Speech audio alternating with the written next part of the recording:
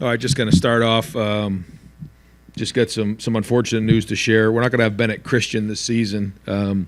He tested positive for a banned supplement in January. Feels terrible. He knows he made a mistake. Still going to practice with us. He's still an important part of the team. You know, he's a great young man who made a mistake. He's got a great family, and I commend him for being transparent.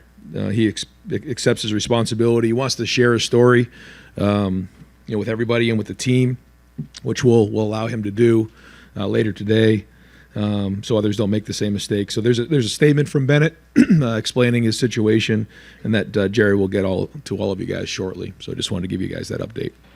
All right, we'll open the floor for questions. Thank you, Coach. Yep. Third row right, Dylan Davis, Delaware Gazette. Ryan, talking about separation in this quarterback room as you're looking forward as camp progresses, how much separation does there need to be? Is it enough that one guy does maybe this one thing better, but they're otherwise even, or does there need to be a sizable gap there? What kind of separation are you looking for? Yeah, you'd like a sizable gap to name a starter for sure. It's hard to name somebody when there isn't a significant gap, like you said. So, looking for someone to emerge. There's been good things. There's been things that they want back, and I appreciate their competitiveness right now. They're going at it every day. We are not ready to name a starter right now. And so the competition will continue this week. I guess following up on that, if it came down to playing two quarterbacks at Indiana, or picking one guy, would you still need to see that sizable gap, or would you go to a two quarterbacks system? I think that's something we have to decide this week. Probably is that. Are we ready to name somebody by the end of the week, or does the competition continue into the season? That's not ideal, but if that's where we're at, then that's what we'll do. Deep right, Spencer Holbrook, Letterman Row. Ryan, when you see Tywone Malone out there working with the defensive line and getting in the backfield, is that what you guys expected from him right away, or has he kind of caught you guys by surprise compared to what you thought you were getting from him? Tywone Malone. Tywone is someone that we recruited out of high school, who was a baseball player and a football player, and split his time when he was in high school and at Ole Miss. And so we felt like if he just completely devoted himself to football, we were able to get the best version of Tywone. And so we've seen so far flashes that he can do it, but it's going to go back to, you get to this point of preseason camp. I'm going to continually say this. It's about the consistency of doing it all the time. But we see the ability, and we know that if he shows consistency, that he can help us. Third row, left hand, Hope Lemon Warriors. Ryan, we saw Josh Simmons at left tackle on Friday. Are you guys looking at him as the leader at left tackle right now? I think he's had some really good practices, and he's shown that he can be the starting left tackle. He has not won that job yet, but he has shown traits that make us believe that he can be that guy. And, but the other side, right tackle, are you guys looking at Josh Fryer primarily right at that spot right now? Yeah, he's somebody that went, he's kind of gone back and forth a little bit. He's got flexibility that way. Some guys, they really struggle moving. DeJuan really struggled doing that. Some guys it's not as hard. For Josh, he feels comfortable playing on the right side, and so is Luke. And so we've kind of, like we talked about last week, we've looked at who's going to be the best moving forward for the long term. We felt like Simmons gave us an opportunity to maybe look at him over there and then figure out where to go moving forward. So Tegra is moved over to left as well. We've kind of settled into that the last few practices, and we felt like if we were going to make that move, we had to make it early on in the preseason. And I think it's going to be the best for the long term, but we'll continue to evaluate it. Front row right, Austin Ward, Rivals, the podcast. Ryan, how long into a camp would you want to keep doing the split squad stuff to get double the reps? I think one of the questions for the line, for the young players, for the quarterbacks, how do you split up the reps? And the more reps you get, the better off. We're in a situation where we're in a constant battle to get these guys reps, and so the split field has allowed us to get so many more, almost not double, but a lot more reps. I'm actually probably going to have them take a look at it because in the past we would go ones, twos, and then we get the threes in there. But there's a couple issues with that. The first issue is when you go ones, twos, and threes all in the same field, by the time you get to the threes, the ones kind of, they've been standing over there for a while. You want to get practice going. And so we're able to get, 48 reps in about a 12-minute period. And that's pretty good work. So as we get closer, we also have, and that's only really in one of the periods. So when we go in an hour and a half practice or a 3-hour or a 2-hour practice, we have one field where we'll just go ones and twos. We'll get a rack of threes, and then we'll come back ones and twos, and that's just all in one field. So we're combining them. One of the things that it's allowed us to do, having 120 guys in camp, is do that. In the past, when they capped it at 110, you weren't able to do that. So this has allowed us to get way more reps, and certainly as we get into the end of this week, next week, and game week, then it certainly changes. But we've been able to get some really good on good work, but also a lot more reps than in the past. So, I'm not a coach, so obviously you're making these decisions from a different point of view. When you have situations like the second team offensive line against JT, and we only see 2 practices, so I know it's not that way all the time. Does the push to get the maximum amount of reps sometimes come at the expense of quality reps? And what's the balance in your mind? No, we get a ton of good on good work. Yeah. So if you see a little bit of that, that's probably to find out if our second team guys can block. Give them an opportunity to play against the first team guys and see what that looks like. So we'll go ones on twos, twos on ones, some, but mostly the work is good on good. Fourth row right, Cameron T. Robinson, The Athletic. Ryan, in the scrimmage on Saturday, is there something that you learned that you hadn't seen for CBC camp? No, not much that I learned. I thought, some guys really stepped up. I thought there was a physicality in that scrimmage that was great for the first opportunity to tackle. I thought we tackled well on defense. It was a couple of missed tackles, but it was good to get guys on the ground. It was good to see Evan Pryor get his feet back underneath him. I think he was feeling his way around the first couple drives and then really started to run better later on. I thought Cody Simon really showed up. He did some really good things. We did a champions. We kind of graded guys out and did a mock champions because want to get guys in a rhythm of understanding. If you grade out 80% or higher, you're a champion, and that's the goal for the position coaches and their units for guys that grade out a champion. So we recognize those. But no, overall, I thought it was solid. I thought it was consistent with what we've seen in practice. Second row right, Nathan Barrett, Cleveland.com. I just want to follow up on Bennett. That test was an internal test, and then that triggered some sort of mandatory. It was an NCAA test. Okay. Yeah. And what is the mandatory then? I guess he's out for a For a year. season. Okay. Yeah. Can you go into a little more detail about what you saw from the quarterback play in the scrimmage? How were you, I guess, testing them in that capacity, and then what did you see from both of those guys? Yeah, in the format that we had, we had some move it. We had a first and second down situation where we run and play action pass, where we stayed up thud, and kept some of our guys out of the tackling situation that maybe had non-contact shoulders or different things, and that was solid. First and second down, I thought they did well. We then transitioned to a move it period where it was hot and cold. There was some things that were good.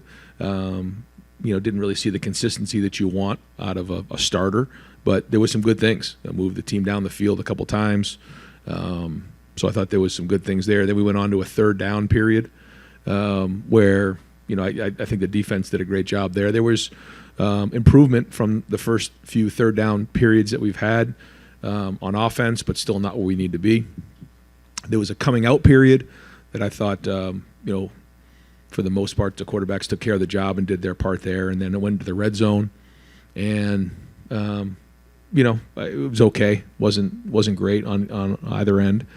So I guess the bottom line is, there was some good things there, but there was also some plays that they would want back. And so again, we're looking for the consistency there. And I keep going back to the fact that I don't feel like there needs to be extraordinary play. It's making the routine plays routinely and taking care of the football, period. I think we have to understand situational football. I think that's important. And then ultimately leading the team down the field. So those are the areas that we've been emphasizing, and the competition will continue this week. Right behind him, Tony Girdman, Buckeye Huddle. Ryan, with two new quarterbacks, running game obviously would help to break them in. How do you judge that? How do you build that to in camp when you can't necessarily be as physical as you'd like? Yeah, the running game is going to be very important. You think about the first years for Justin and for CJ, it was important to have a good running game.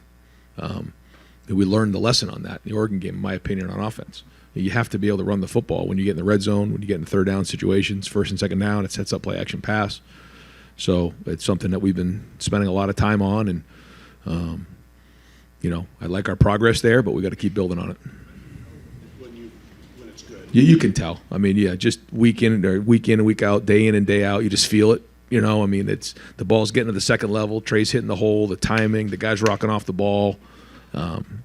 You can see it when you're out there, and there's promise here. Be there.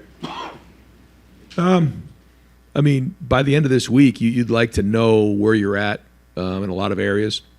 This is kind of the last week we can just focus on football because classes start next Tuesday. So, by the end of this week, you got to know. I think right now we know what we need to work on. I mean, that we have a list of things. Here are the things we got to get better at this week. Here are some things we feel like we're doing well. But I said to the staff, by Saturday, we need to have our identity kind of etched in stone on where we're at. And we say it all the time, you have your fastballs, then you have your changeups and curveballs. But we better know where the fastballs are and then continue to get better at the changeups and curveballs. Right next door, Rob Aller, Columbus Dispatch. Yeah, related to that, when you have an inexperienced quarterbacks, what's the focus or emphasis for the offensive line? Is the message you got to protect this guy? Is it pass protect? Is it we got to run? Is it a little bit of everything? I mean, you know what I mean? Yeah, I know what you're saying. I think the message for the whole offense is that whether it's the line or the receivers is that they need a good picture of the quarterbacks, and the only way to get a good picture in the passing game is to space out the routes. It's to give them a good pocket. It's to be clean. I mean, they have to be on their game early on for young quarterbacks. So I think that's important. But to your point, staying on schedule is going to be critical for young. If you're behind the sticks, anybody, forget who it is, C.J. Stroud, anybody, that puts us in a bad spot. So we have to be efficient. We have to be good on first down, and that means running the ball for 4 yards or more, and then being able to execute efficiently. The RPO game, the quick game, and then the play action pass. Up far right, Justin Holbrook, WCMH. Going back to the split field, I'm curious, have you seen leaders emerge where maybe they wouldn't have a chance to otherwise if they're in a setting where their voice, maybe they don't know how to find it, and then you have a guy that gets more comfortable when it's like that? Yeah, I totally see what you're saying. I agree with it. I think what happens when you're the 2 or the 3, you just kind of sit back and watch somebody else do it, where when you're over there, like, it's fight or flight, and I think, like, if you're Tegra Shabola and you're now with the ones on that field, like, you got to do your job. There's nowhere else to go. And I have seen that. I've seen some guys step up in that matter because there's more of an expectation there. It's not like I'm going to wait for somebody else to come because he's not on this field. I'm the one on this field, and I got to go win this rep. Before the corners getting their hands on more balls, is that what you saw on Saturday too? Yeah. I mean, they're. I feel like right now we're more competitive than we've been in a long time at the corner. Behind him, Adam King, WBNS. Kind of going on that, the competitiveness from the defense. Obviously, you want to see your quarterback shine. How much merit do you give to the fact that the defense just looks that much better this offseason? Yeah, it's something you always go through this time of season, and the easy thing to do is to all of a sudden try to change your scheme because maybe one side's seen the other side so much. You have 15 practices in the spring, and then you have the 10 here. So now you're 25 practices in. It's the same thing over and over again, and so one side starts to anticipate what the other is doing. And so today I talked to the staff and then talked to the team about just going right back to day one fundamentals, because that's what it's going to come down to. It's going to come down to blocking. It's going to come down to getting off of blocks, and it's going to come down to toughness and running and hitting. So that's what we kind of went back at it today with, and we're going to continue to focus on that, because there's going to be plays where an offense, the defense anticipates it, and maybe a corner sees a route that he's seen 20 times, he's going to jump it. okay, that's part of the game. We're not going to all of a sudden start to out scheme each other and get away from fundamentals, because that's ultimately what's going to matter. Go ahead. How much, I know you want to see your quarterback shine, you know, and all the drills and everything, but how much are you watching the locker room from afar and seeing who's kind of taking charge there and becoming a leader there? No, that's everything. Yeah, I mean, it's every day. The leadership is challenged. We have a leadership committee. The locker room's right next to my office, so we're all in there all the time and talking to guys and getting a feel for it. I've said this before. I feel like we have a mature team that has leadership, and that has to count for something. So those guys have to, you know, show that leadership and be strong and call things out that need to be called out, because they know what it looks like. You know, when you're young, you don't know what it looks like. You know, you're just kind of playing football. These guys know what it looks like, and so, you know, that has to show up for us. Clay Hall, do we have Matt? You have running back pecking order. Is there a 1, 2, 3, 4, 5? And how would you play 2, 3, as many as 4 guys in a game, or no?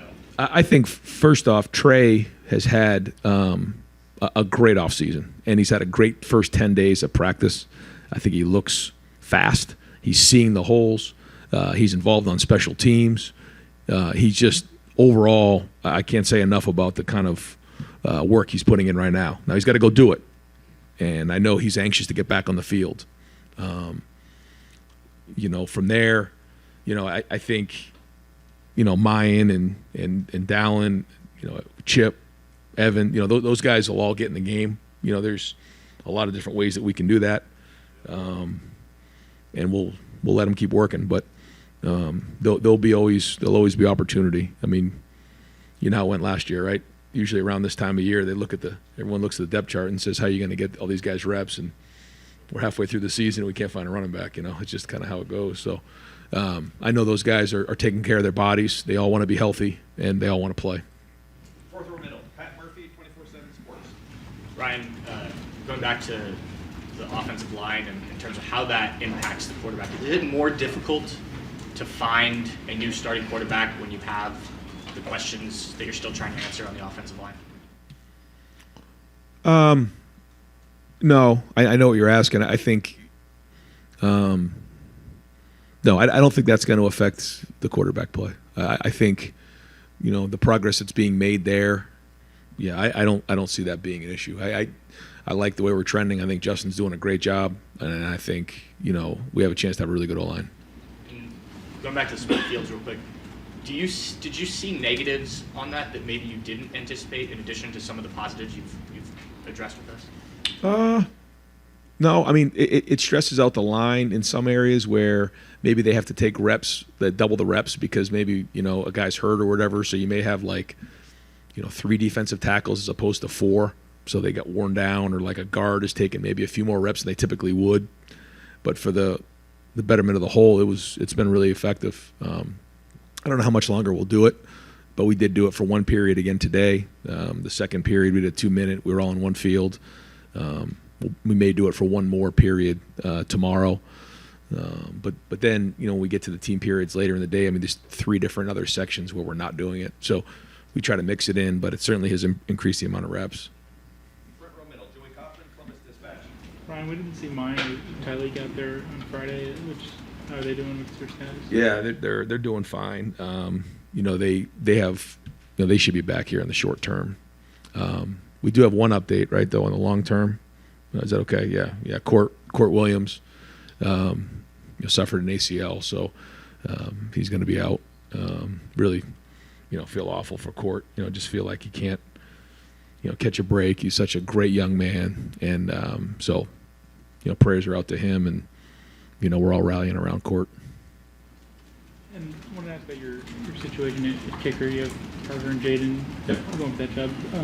What's the status of that competition? How are they doing? Are you close to having a guy there ready to field goals? Yeah, they're going back and forth as well. I think we probably will have a good idea where we're at, by the end of the week. We'll give them one more opportunity. But we're charting all the kicks, and the good news is we have 2 capable kickers there. But we probably need to decide who that's going to be here by the end of the week. Right behind it, Doug Lane Reese, the podcast, Kings of Columbus. Ryan, could you have named a starting quarterback today, if it had, or would this be maybe still kind of too early? Probably Yeah, I guess if it was a different scenario, you'd probably be thinking, what? Yeah, in the next couple days. Yeah, I mean, I think we were probably scheduled to do a press conference on Wednesday. That probably would have been about the right time, but we felt like the right thing to do is have the press conference today just to talk a little bit about the scrimmage before we get some of the other guys with you guys. But that probably in CJ or Justin's year was probably about that time. Practice like 12 or 13, but we're not there right now. So if it's two really strong quarterback candidates competing versus maybe two guys who are obviously good players but haven't quite gotten there, how is that? I guess if you want to, which one is this here? But is that a different scenario? Like, man, they're both so good I can't decide, or neither has quite seized it, I can't decide. Is that a different decision making? Process? Yeah. I mean, I think it's somewhere in between the two of those. I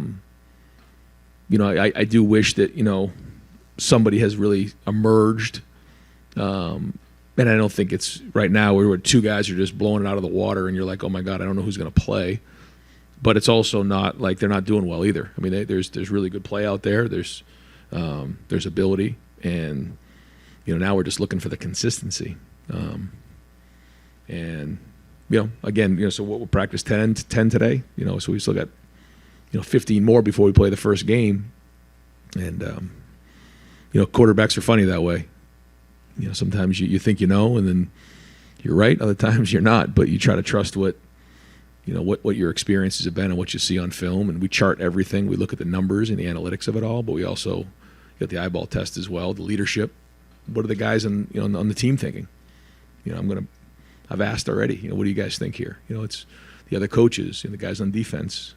Just continually asking about what everybody's take is, because ultimately that's your leader. How much are you individually as the head coach talking with Devin and Kyle during?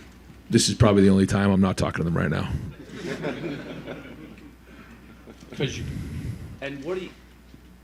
Are you just trying to get a read on them? Are you imparting wisdom? Are you checking the all of the temperature? above. All of the Make sure above. you're okay in a tough battle. All of the above. Yep. Okay. Yeah. Yes. Front row left, Dave Biddle, 24/7 Sports. So Ryan, if it stays this close between Kyle and Devin, yeah. I'm sure this is not what you want to happen. Is there a chance that you guys could go into the season playing two quarterbacks, or do you subscribe to the theory if we have two, we have none? Is there a chance that could happen? I mean, sure. I guess there's a chance. I mean, we'll kind of figure it out, and it's hard to play the what if, but we're getting closer. So, yeah. I mean, if someone doesn't emerge, you got to come up with a plan. So, we have our head down and just trying to work, and we haven't made it, any decisions right now. When we have to make a decision, we'll make a decision. And back to the scrimmage real quick. You mentioned you guys recognized some champions that graded out over 80%. Who were some of those guys, and how many roughly guys? Yeah, I don't have the list in front of me, and I try not to put it out there because then I'm going to forget somebody and they get upset. You know how it goes. But we probably had about 10 on offense and maybe a dozen on defense, right in there. A couple guys that did stood out was Cody Simon. Definitely stood out, I think, on defense. I really like the way Chip played in the game. I thought he ran hard. We didn't do a ton with Trey and Mayan, but Chip really got in there and ran hard. That was great to see. So yeah, again, if I say a couple, I'll forget the rest of them.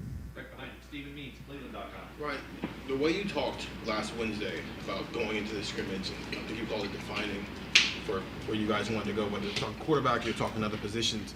Did that scrimmage not go the way maybe you guys had hoped it went? Because it doesn't sound like you're really ready to do much of anything today. No, I think it was a great scrimmage. I thought it was physical. I liked the way the guys competed.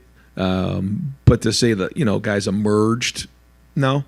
It's just, there's things there that are really good, and then things that, you wish were a little better. But no, it was a physical scrimmage. I thought the guys competed hard. I thought it was great. We came out of it healthy, and really we're tackling guys, and it was a lot of reps. I think we were, let's see, it was 40. Yeah, we were north of like 115 snaps, 120 snaps, which, with three groups is great. And so we got a lot done. Do you have an idea, at least, of where you want to go with places, or do you feel like it's more wide Yeah. open than it was going Yeah. There's leaders in the clubhouse in certain positions. Yeah. Fourth row right, Andy Backstrom, Letterman Row. Ryan, we saw Arvell Reese working at defensive end. Is that something you want to see full-time from him? And what have you seen from his development so far? Well, Coach Ginn, during the process of recruiting Arvell, had mentioned that maybe that was something that he foresaw could come down the road. And when Arvell got here, we immediately saw that he has a lot of talent. Explosive, twitchy, smart, just big. And he did a nice job at linebacker. We felt like maybe taking a look for a week at defensive end, because he's going to get to 255, really fast. That he, has some twitch and has the strength and has the length to play at defensive end. And maybe as a freshman, that may be the best for him. We have not permanently made any decisions yet. If we feel like, we had moved Court to linebacker, and so we lost him. So if we get thin at linebacker, we may need to move him back a little bit. But we'd like to see if Arvell can get on the field as a freshman, certainly on special teams, but he has a unique skill set that we think he's got a bright future. So we're trying to see how this works. He's been great. His attitude's been great. And we'll kind of see how the next week shakes. Deep right, Jeremy Birmingham, Rivals the podcast. Ryan, you guys, you made it a point at Big Ten Media Day to talk about defensive line rotation and how you kind of want to pare down, but then we hear so much about Kenyatta Jackson and how he's taken such a major step up. How do you square those things? Is there a chance that maybe there's a world where Kenyatta is the guy starting out opposite JT or Jack? How do you see that bearing out when you have different styles of defensive ends like that? Yeah, I think we want to have guys that can take a workload of a whole game at starter level. And the more guys that we have that can do that, the better we are. When you're young, you think about where, JT and Jack and Tyleek and Mike were. They played as freshmen, they played as sophomores. They were still young, and so were they able to take that workload? Not all the time, sometimes. And so that's been the challenge for that group, now the older group. But the more young players that can come on, great. And Kenyatta is coming on. He's doing a great job, and so is Caden Curry, and Mitchell Melton's been out there. So this is all encouraging, and I think that's part of what we're talking about with the two groups. You're getting to see these guys work against each other, and they're getting each other better. So, that's a good problem to have. It seems like there's a couple guys like Kenyatta, like C.J. Hicks, like Sonny Styles, who you look at them when they're out there, they move a little different. They maybe are a touch higher class of athlete, but then they haven't been as consistent. When you get to see C.J. and Sonny and Kenyatta in a scrimmage like Saturday, is that eye-opening for you guys as a staff to say, okay, now that the light's coming on, or is it a reminder that they're still young and need to, get more consistent? Yeah, when you see someone, run around, twitch, Arvell we were just talking about, I think you just mentioned some of those guys. Yeah, they just gifted. And when they can, we want to be competitive, we want to be tough, we want to be smart. And in order to anticipate and play smart, you have to really do a lot of the work, and you have to get reps. And the more reps you get, the more you learn. You're going to fail. We say to those guys all the time, the first time you jump on a bike, you didn't just drive your bike, you ride your bike, you fell off. And so you're going to fail. How quickly can you learn from your mistakes? That's the challenge. And the only way to do that is to continually get reps, to learn and grow and get build. And so, some guys are further along than others. But that's it. And then you have to make a decision somewhere along the process. Are these reps worth investing in this young man or not? Because some guys can get topped out for whatever those reasons are. I think all the guys you mentioned there have really high ceilings.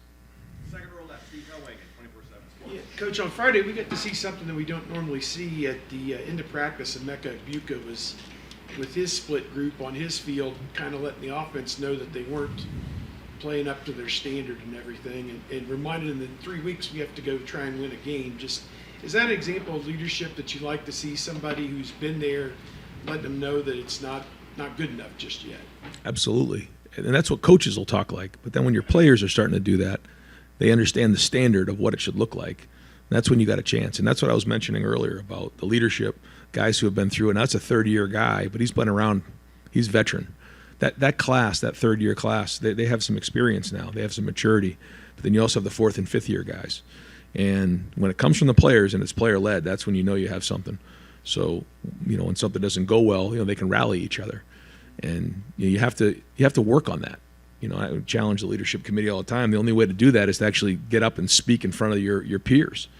In today's day and age, as you know, everybody wants to be on their phone. It's a little different to get up in front of your peers and challenge them. And, that's great for a Mecca to be able to do that. That's one example, but I've seen multiple guys do that. And we just need more of it because we're going to have issues in the games. We're going to have the moments on the sideline where we have to rally the team. Moments where there may be, a game-changing play. We talk about sudden change this year a lot. When there's a sudden change, whether it's an explosive play or a change in field position, how are we going to respond?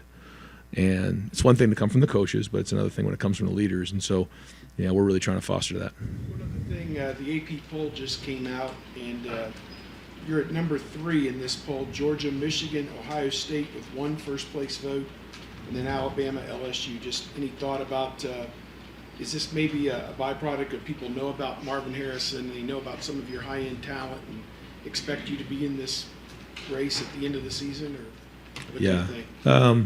I'm not sure. I just know that it's going to matter at the end of the season what kind of football we're playing. When we start talking about that part of it, because I don't really start looking at those things until we get to November, because it does matter as you get to November for sure. But none of that stuff's going to matter if we don't win early on. And we have goals this year, and the first goal is to beat Indiana. And so we're going to first check that box off and go from there. We're in stoppage time right now, but I'll try to get a few more. Stoppage. Fourth row, Andy Andrews, 11 Warriors.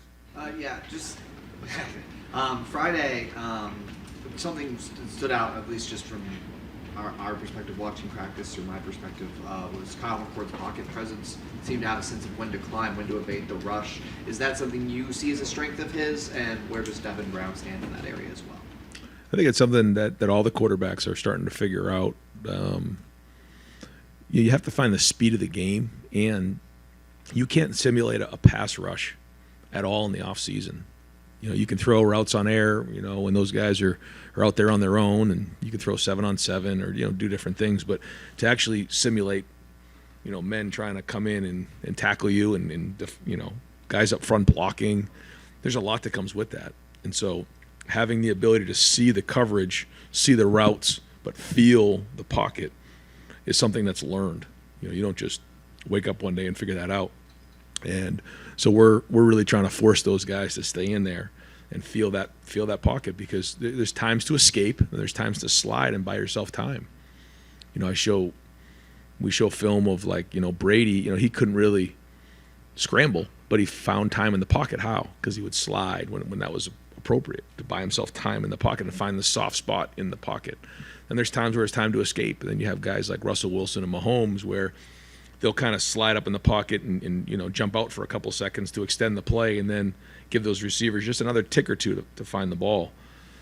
Or and then you have guys who just escape and go scramble.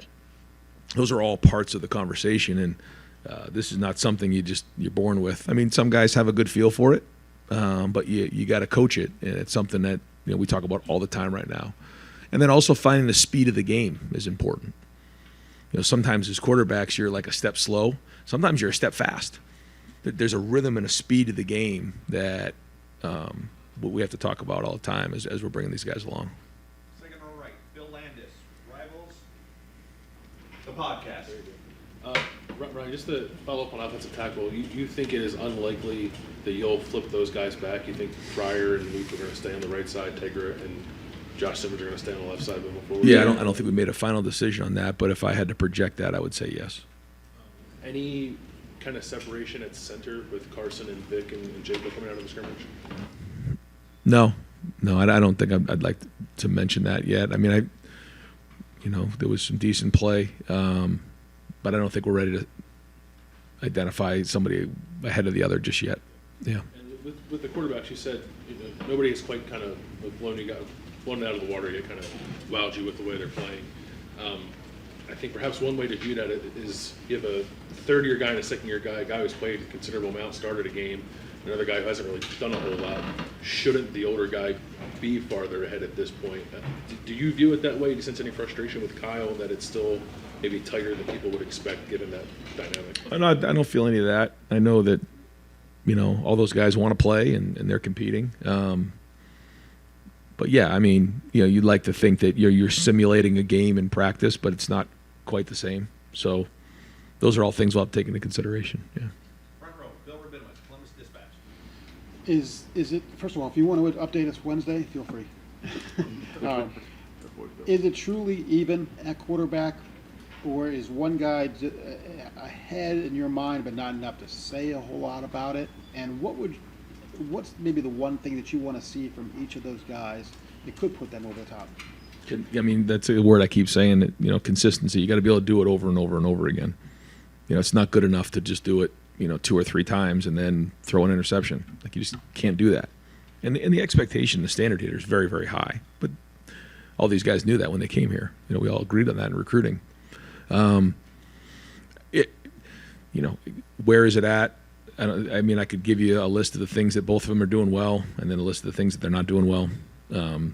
I just don't think, as I sit here right now, that I could name one the starter. But I know it's a long season, and we'll continue to the thing. And who knows? Maybe in the next few days, or by the end of the week, someone really just takes the next step. But we're trying to give these guys, the opportunity and as many reps as possible to try to, show us that they can do it. You said you are confident that Justin can get that offensive line where it needs to be. There's still a lot of moving parts. Is that normal for this time of camp, or would you like to see it more settled?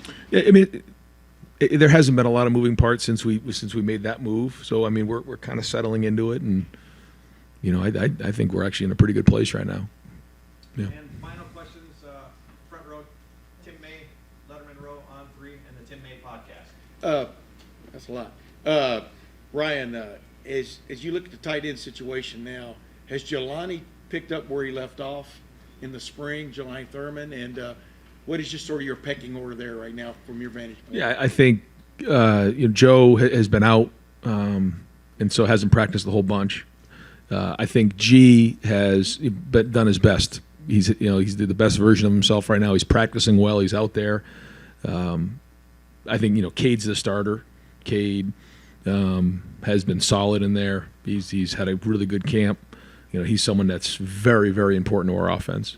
But G's really shown that we can trust him in certain things right now, and so he's got to keep building on that. But the tight end position, it's a tough position. I mean, you got to put your hard hat on every single day, and you got to bring it, and you got to block like a lineman and run routes like a wideout. So G's learning that part of it. We'd like to get Joe back out there so we can get him going. Jelani's just you can see the talent, you can see all that, but learning how to do all those things and put it all together. There's a lot of job descriptions, and so there's at times he's figuring all that out. Yeah, put me in your head for a second.